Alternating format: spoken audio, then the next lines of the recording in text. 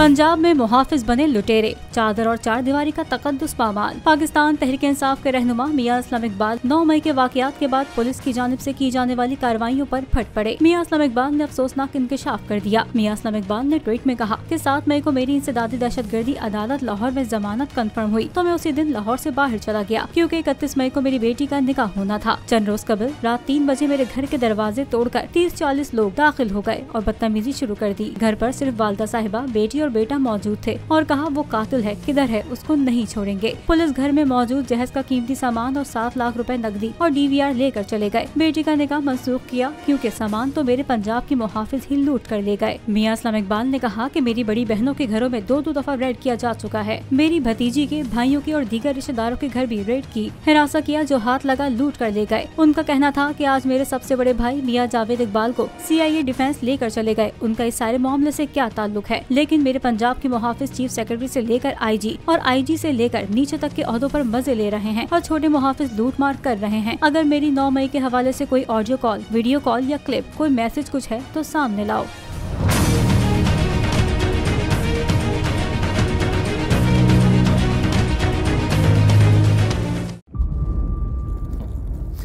इंतजार था ना, चलो इस बार वो करते हैं जो इससे पहले किया ही नहीं।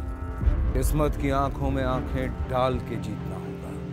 सब में है शेर जैसी राह, जर्रा जर्रा भी हर कंटेस्टेंट को लगेगा पहाड़। लड़खड़ाना नहीं है, खोल दो अपने पंख अगर आसमान छूना है। अबे लग रहा है ये सब पहले भी कहीं सुना है।